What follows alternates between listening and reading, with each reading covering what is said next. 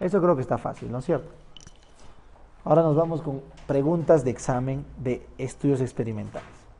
El estudio experimental se llama para nosotros ensayo clínico controlado, SC. ¿Ya? ¿Por qué es controlado? Porque yo asigno las variables y tiene que ser randomizado. No te olvides, si no, no vale. Estos ensayos clínicos se atraviesan por 4 fases. También tienes que tenerla clarísima, clarísima, clarísima. La fase 1 es la que evalúa dosis tóxica. ¿En quién? Primero en animales, antes, y luego en seres humanos. Sanos. Seres humanos sanos. Dosis tóxica. ¿Ya? Luego que has demostrado cuál es la dosis tóxica y letal, vas a la dosis respuesta. Ahí buscas en individuos enfermos, terminales, sin alternativa terapéutica, con pobre pronóstico o que no hay acceso a la cura, al medicamento, son buenos sitios para estudiar dosis respuesta. ¿Ya? Entonces en esos pacientes puedes pulsear dosis respuesta. Es un grupo pequeño de pacientes. Luego, una vez que ya has visto, no, la enfermedad va a responder a tanta dosis, te mandas con los estudios clínicos de fase 3 en las que lo comparas con otras alternativas. Estos son los famosos ensayos clínicos que conocemos.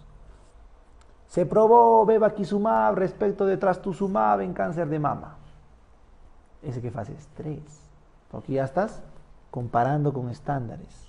Ahí se haces tus trials con 1000 pacientes, 1500, 2000, yo qué sé. Ese es tu fase del ensayo clínico controlado. Hasta ahí, o sea, hasta acá, la FDA no te dio pase. Acá ya te dio pase la FDA para las investigaciones. Entonces, en el INEN, en los institutos en Lima, hacen estas fases, estos estudios en estas fases en coordinación con otros países. Son los estudios de multinacionales con varias poblaciones, donde participa Perú y hay un montón de entrepados acá, ¿no? Que no vamos a entrar en detalle, pero sí es muy probable que nos usen de conejillos de indias, es muy probable, porque nuestra ley no es muy rígida acá.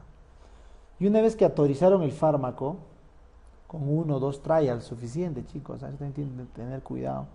Un par de trials ya está autorizado la FDA a la venta. Entonces, una vez que autorizan, entran a la cancha, como dice mi profe, ¿no? En la cancha hay que ver el fármaco. La cancha es la farmacovigilancia. Ahí son 5, 10, 15 años. Ahí es donde salta la liebre. Ahí saltó la talidomida y la facomelia. Ahí saltó lo que te alteraba el corazón, los coxips. Ahí saltó la inutilidad de la mamografía como screening para cáncer de mama. Ahí saltó, en ejemplos te puedo dar de fármacos que han saltado a los 2 años, cuando ya tienes masas de gente estudiándose, tratándose, que sale una cosa. Ahí saltó la hepato y miotoxicidad de la atorvastatina, del Crestor. Entonces, esta fase es en la cancha. Pues yo siempre, prudentemente, si mi paciente no está en caso extremo, le ofrezco un fármaco que haya pasado buena farmacovigilancia, ¿no? Como dice mi profesor, un Panadol a nadie le hace daño, ¿no es cierto? Pero hay mucha gente que estudia medicina y cree que es igual que estudiar marketing, ¿no? Que te cambian a la puerta del Kia y es otro modelo y hay que comprarlo porque es mejor, o le pones un inyector más y no, chicos, no es así. O sea, yo siempre les pido sean conscientes de las pastillas que recetan, porque no sabemos qué va a saltar, no sabemos las interacciones que hay, ¿ya? Entonces, farmacovigilancia. Muy bien. Ahora, los ensayos clínicos, por si les interesa, esto no es importante, es sencillo, puede hacerse de la muestra 2 grupos que avancen en paralelo o un solo grupo, pero que le cambie la dosis con un periodo de lavado. Esto es para los que hacen ensayo clínico. Acá no nos han preguntado, hacemos poco, así que no es importante. Pero cuando no tienes mucha muestra, puedes primero darles fármaco A, haces que se lave el fármaco en el organismo un tiempo y le das el fármaco B para ver cambios de efecto. Eso se refiere a esos estudios, esa tablita. Esta tablita sí me importa, el enmascaramiento. Cuando hago un estudio epidemiológico, quiero asegurarme de que no haya sesgos, ¿no es cierto? Vamos a ver más adelante. Uno de los sesgos es el sesgo de la observación. Entonces, hay el ciego simple, doble y triple. Yo sé que lo conoce, pero te voy a dar un dato. Esto no está consensuado. O sea, cuando dicen doble ciego, nadie te va a decir y no vas a encontrar libros así de epidemiología que te digan es el ciego en el que el sujeto y el observador es ciego. No. Hay estudios que hacen doble ciego con el sujeto y analista o el observador y analista. Entonces, esto es una convencionalidad que nos han enseñado. Simple ciego es el sujeto que recibe el tratamiento, dobles incluido el observador y triples con el analista, pero no hay consenso en la literatura para esto. ¿Ya? Por si acaso. No vas a leer doble ciego y el observador sí sabe. Uy, qué brutos estos, todavía americanos, mira. No. En ese punto no hay consenso. Ya del enmascaramiento. Muy bien. Entonces, ahí hemos terminado los conceptos de epidemio, las medidas y los diseños. Entonces, ya sabes el core. Ahora, para terminar epidemio, quedan lo que es la validez de las pruebas y los sesgos. Mira, validez de las pruebas, sesgos y terminamos. Entonces, quiero que te ubiques. No estamos haciendo epidemiología, vigilancia epidemiológica y eso porque uno que viene muy poco, dos que es muy teórico, lo puedes repasar y tres que lo vamos a poner en el online. Pero como te has dado cuenta, la secuencia lógica de epidemiología paró acá, ¿no es cierto? Ahora estamos hablando de otra cosa. ¿Por qué voy? Porque la epidemiología, como es tan grande, no sirve solamente en estos aspectos. Entonces ahora vamos a ver en qué nos aporta la epidemiología para validar pruebas. Por eso vamos a ver validez y sesgos. ¿Ya? Validez. ¿Qué se refiere con validez? Se refiere para ver si una prueba que estamos estudiando, ¿no es cierto?, es sensible o es específica o me da un valor predictivo positivo o valor predictivo negativo. Yo sé que lo conoces, yo sé que lo has aprendido, es fácil, todo, pero quiero fijar el concepto. ¿Ya? Esa es la idea que estemos acá. Nuevamente, ¿cómo te dije que tenía que ser la tablita? Arriba aquí iba el caso confirmado, el gol estándar, el que sí o sí estaba enfermo, el que estaba hecho, ¿no es cierto? Acá está, el enfermo con prueba de oro. ¿Y qué venía al otro lado? El factor de riesgo, o en este caso, la prueba que estamos estudiando, ¿no es cierto? Y armas tu tablita. A, B, C, D. Entonces, cuando tú, escúchame claro, porque sé que te va a ayudar para que no te confundas. Cuando tú conoces el patrón de oro y puedes decir a ciencia cierta que está enfermo, ¿cuál es el patrón de oro por excelencia en medicina? La biopsia, ¿sí o no? El que tiene la última palabra es el patólogo casi siempre, ¿ya? La biopsia. ¿Qué enfermedades tienen gol estándar clínicos? Pocas. Muy pocas. ¿Ya? La mayoría son o patología, o sea, biopsia, o una imagen, en algunos casos un examen de laboratorio muy específico. Una vez que estás seguro que está enfermo, le aplicas la prueba. La prueba te sale positiva o negativa. Si tu duda está en la prueba, lo que estás midiendo es sensibilidad. ¿Cómo? Otra vez. Si estás seguro que está enfermo y tu pregunta es sobre la prueba, estás midiendo sensibilidad de la prueba. Sensibilidad es si detecta al enfermo. Y especificidad, ¿qué cosa es? Si detecta al sano. ¿Ya? Estás dudando sobre la prueba. ¿Pero para qué te explico esto? Porque te ponen el examen, ¿no? Dado que un individuo está enfermo, la probabilidad de que su prueba salga positiva es, mira, dado que un individuo está enfermo, está sentando que está enfermo, la probabilidad de que la prueba salga positiva, ¿cómo se llama? Sensibilidad. Porque el que está poniendo en duda, ¿qué cosa es? La prueba. ¿Me entienden? En cambio, vamos en la siguiente tabla. Valor predictivo. Valor predictivo es, dado que la prueba sale positiva, la probabilidad de que esté enfermo es valor predictivo. Es un juego de palabras. Ese juego de palabras en tu examen es un castigo de Dios. Porque tu estrés, más la hora, más las 50 preguntas de medicina que dejaste en duda, te van a hacer temblar, ¿sí o no? Entonces, no debes fallar en epidemia. ¿Ya, chicos? Dado que la prueba salió positiva, La probabilidad de estar enfermo es... ¿Quién estás dando por hecho? La prueba positiva. La probabilidad, la duda en quién es, en estar enfermo o no. ¿Qué estás midiendo? Valor predictivo positivo, BPP.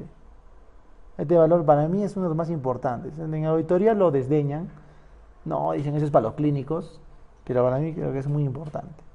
BPP es los enfermos positivos entre el total de positivos. Y esto me sirve mucho, chicos, me sirve mucho porque, mira, te pongo un ejemplo clarito. Le haces una ELISA a una monja beata, sí, beata, claustro, te sale positivo.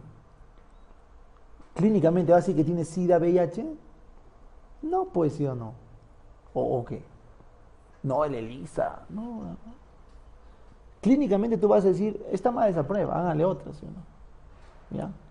Porque estás midiendo el valor predictivo positivo. La prueba te salió positiva, ahí está, firmado por el patólogo.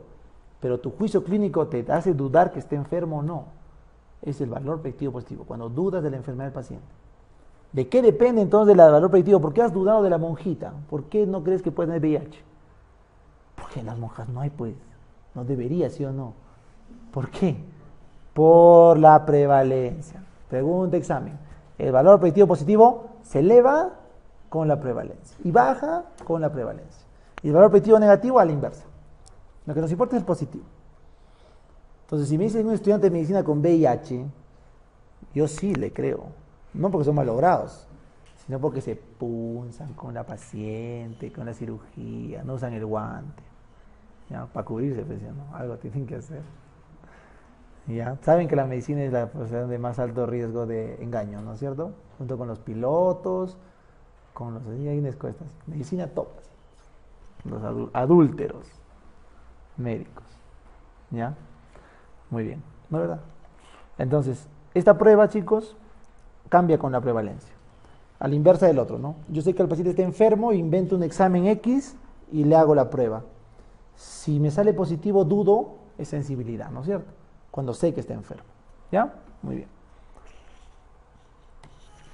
Ahora vamos con los errores, para terminar. ¿Cómo me puedo equivocar en epidemiología? Esto también es vital para mí, que aprendas. Tú te puedes equivocar de dos formas. Te equivocas como el chavo, acá se te chispoteó, aleatoria.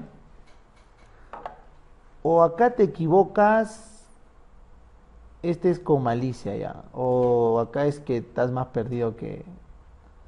¿no? Porque el error sistemático o sesgo es un error crítico. El error aleatorio es una chispoteada nada más. Así acuérdate. El error aleatorio es cuando tu estudio no tiene precisión y se evidencia porque tus ensayos nunca dan en el mismo sitio.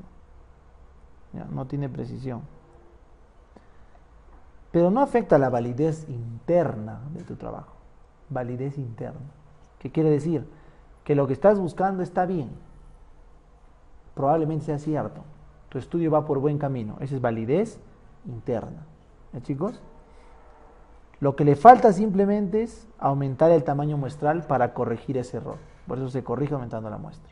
Ahorita voy a poner ejemplos claves. En cambio, en el error sistemático, por eso se llama sistemático, porque pareciera que fuera a propósito o sesgo, es en el que sí altera tu validez. Hay precisión, mira, todos caen en el mismo punto, pero no hay validez, porque están muy lejos de la diana, que es el objetivo central. Es una diana, es un dardo, para tirar dardos. Estás muy lejos del objetivo central. No vas a corregir aumentando la muestra, simplemente porque te has equivocado desde el saque. ¿Ya? Te pongo el ejemplo. Lo que siempre pongo este ejemplo. Queremos probar que existen plantas que pueden curar el cáncer. ¿Estamos bien? No, que eres chamán, que estás loco. Ya. Queremos probar, pues ¿cuál es el problema? Entonces me dicen, el gol estándar de tratamiento del cáncer es la quimio. ¿Te das cuenta? Entonces, ¿qué pasa si el de la quimio está equivocado? ¿Qué pasaría? ¿Qué error estaría cometiendo? Si la quimio no es necesariamente tratamiento. Un error de sesgo o sistemático, ¿sí? Porque por más muestra que aumenten, más pacientes, más pacientes y más pacientes en sus estudios, si no van al tratamiento, ¿no es cierto?, no tienen validez. ¿Qué tal si tú quieres probar que la mazazamba o el ¿cómo se llama?, el sangre de grado curan el cáncer de próstata? Verídico, ¿eh? Sangre de grado sobre todo. Pero lo haces en 10 gatos, ¿no? 10 pacientes, uno te diga, poquito, 10 gatos. Pero en verdad, imagínate que sí curara, porque los chamanes lo han hecho años y de repente salía. ¿Qué le está faltando a tu estudio? Muestra. Más muestra para darle en el punto. Entonces, ese sería un problema aleatorio. El error aleatorio es cuando te falta muestra para demostrar el efecto, y el error sistemático es cuando por más que tengas muestra te estás yendo por otro lado. Entonces, si en algún punto de tu estudio te sesgaste, porque yo lo considero un sesgo, la quimio, lo considero un sesgo porque desde el tratado de Helsinki tú no puedes tratar pacientes con placebo. Todo tiene que ser con el fármaco de referencia, ¿ya? Y el informe de Belmont también tuvo que ver ahí, no estoy muy... Entonces, ¿qué pasa? Yo ya no puedo proponer, oye, no le des el captopril, vamos a tratar la presión con una cosa y con placebo. No, qué maldito que eres, eso es diatrogenia, ¿te das cuenta? Entonces, hay un tratado en el que dijo, no, todo se hace con tratamiento. Entonces, Viña, pues, si quieres comparar, tienes que comparar con otro fármaco. Entonces, ahí, chicos, es donde mucha gente se queja de por qué la ciencia médica ha terminado así, en esos criterios, que pueden estar creando sesgos, ¿ya? Pueden estar creando sesgos. La pregunta es simple, ¿por qué no lo curan? Así de fácil, nadie quiere ser anticonspirador, ni trauma, no, simplemente la pregunta es, ¿por qué no pueden curar la presión arterial, la hipertensión? Nada más. Vamos 50 años en este rollo y no la pueden curar. Entonces la pregunta tiene que ser, debe haber un error de validez, pero nadie se lo pregunta, pues. Entonces, esos son los dos tipos de errores. Este error aleatorio se corrige con muestra, no pasa nada. Pero el sistemático vamos a estudiarlo más al detalle. Mira, ¿qué pasa cuando te equivocas seleccionando tus sujetos? Acá va a ser tu estudio de maestría. Vamos a hacer un estudio de caso control. Mis casos acá, de Lichnihan con los Noller, mis casos, caso control. Y tienes tus errores de selección. Por ejemplo, el voluntario. Doctorita, mídemelo mi paciente de Lichnihan, ve por favor a su estudio. Entonces, el voluntario se ofrece como sujeto seleccionado y te complica la homogeneidad de los grupos. Sesgo del voluntario. Sesgo del obrero sano. ¿Qué es eso? Cuando un trabajador enferma y sale del mercado laboral, esa salida altera la validez del estudio, porque ya no es igual medirlos trabajando que medirlo al enfermo en cama, reposando, que el otro. ¿Ya? Ese es el error del obrero sano.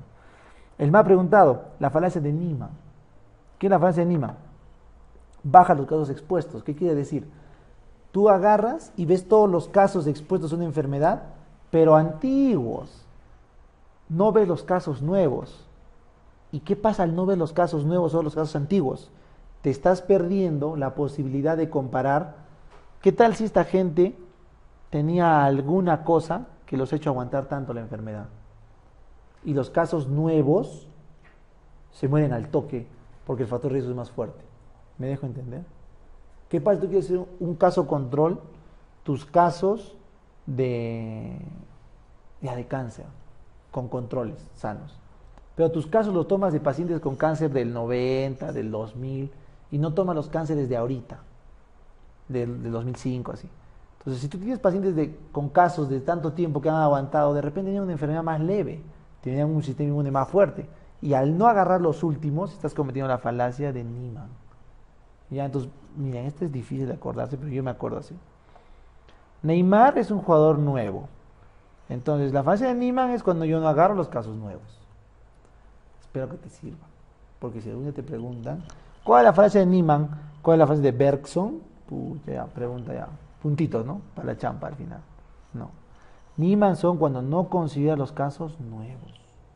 Porque los expuestos, tu exposición solamente la consideras con los antiguos. En cambio, la falacia de Bergson es cuando ya también aumentan los expuestos porque tu muestra lo sacas del hospital. Tus casos son del hospital. Entonces, cuando sacas muestra del hospital, factor de riesgo, estar hospitalizado te va a salir. Claro, pues si tu muestra la mayoría en el hospital, entonces cuando tu muestra va solo al hospital, estás cometiendo el sesgo de Bergson, porque estás asociando el expuesto, está aumentando el expuesto para ese factor, en este caso hospital. ¿Me dejo entender? Entonces hay dos sesgos con nombre propio en la selección. ¿Ya? En la clasificación, aquí es un poco más fácil. ¿Qué pasa si los clasifiqué mal? ¿Ya? Una clasificación diferencial o no diferencial. Un sesgo de información o de clasificación no diferencial es cuando has clasificado mal a ambos grupos, al caso y al control. Pero la que nos importa es la diferencial. Cuando un grupo está mal clasificado y el otro está bien clasificado. Entonces acá tienes dos tipos de errores. ¿A qué se refiere? El sesgo de memoria. Cuando tú quieres pedir información al paciente, el control no recuerda la exposición. ¿Qué tal si tú estás sano, normal? Yo te pregunto, oye, porque así, ¿habrás estado expuesto a radiación alguna vez? Yo qué sé, apenas sí. Estar caminando radiación. Pero tienes un bocio de la nada que te sale en la tiroides. Te dicen, eso es bocio por radiación. ¿Tú cómo vas a estar? ¿Dónde me he radiado? En mi práctica, sí, me acuerdo hace tiempo, un día fui a la práctica y se había malogrado el tomógrafo y estaban todos con unos trajes raros y yo estaba ahí con mi mandilito caminando. ¿Te acuerdas, vecino? Porque ese es el sesgo de la memoria. El control no se acuerda de su exposición. El caso sí busca su exposición. ¿Ya? Es cuando pides información. ¿Ya? Y la atención. Cuando vas a hacer una corte, ya chicos, ustedes van a hacer mi corte. Ustedes voy a medir cómo rinden el ENAM. Y los demás alumnos van a hacer mis controles. Ustedes van a estar estudiando, ¿no? Los miro y están estudiando. Sesgo de atención. Al estar expuesto, modifican su conducta. Porque están siendo observados. ¿Ya? Son los sesgos. Y finalmente el único sesgo que vino en el ENAM, el confounding o confusor. Se llama confounding o confusor aquel factor confusor que es también factor de riesgo para la enfermedad que está estudiando. ¿Ya? El factor confusor y el factor de riesgo se asocian y empeoran la enfermedad. Y el factor confusor no es intermediario entre el factor de riesgo y la enfermedad. ¿Qué quiere decir? Tú quieres hacer un estudio de alcoholismo con cáncer de lengua. Ya, bacán. Pero el que toma también fuma. Y también puede usar drogas. ¿Y el fumar y las drogas tienen que ver con cáncer de lengua? Probablemente sí. Entonces, ¿qué cosa es el fumar y las drogas para tu estudio? Un confounding, un confusor. Me estás confundiendo. Vale, yo quiero estudiar alcohol con lengua. Pero todos los que pregunto toman y fuman, todos fuman y toman. Y por ahí la mitad le mete su línea. Entonces, ¿qué hago? ¿Me estás haciendo? ¿Voy a tener que hacer mi estudio para los tres? No, pues hijo. No. O sea, simplemente tienes un confounding, un confusor. Entonces, ya acá, ¿el factor confusor es también factor de riesgo para cáncer de lengua? Sí. ¿El factor confusor se asocia al factor de riesgo? Claro, porque toman y fuman. ¿El factor confusor no es intermediario entre el factor de una enfermedad? Claro. El fumar no tiene nada que ver en el camino que lleva la lengua con el tomar. Entonces, ¿cómo vamos a evitarlo? Bacán. Durante el diseño aleatorizamos bien aleatorizado, cosa que la chance se divide para ambos grupos. Luego, apareamos. Si tengo en este grupo un fumón, borracho, drogadicto, al otro lado igualito, un fumón, borracho. Tienen que estar apareados, tienen que estar en equilibrio los grupos.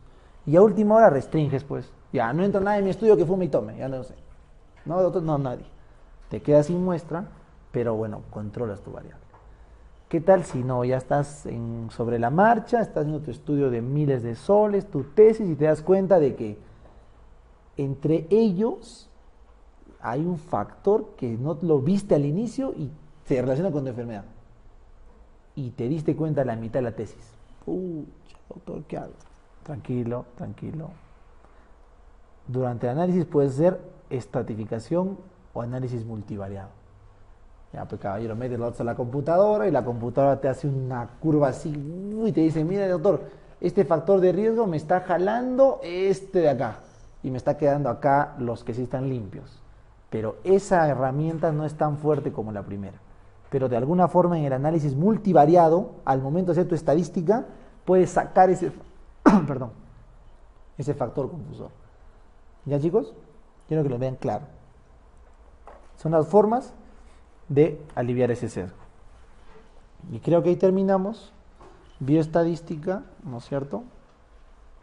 Vamos a continuar. Vamos a parar 3 minutitos.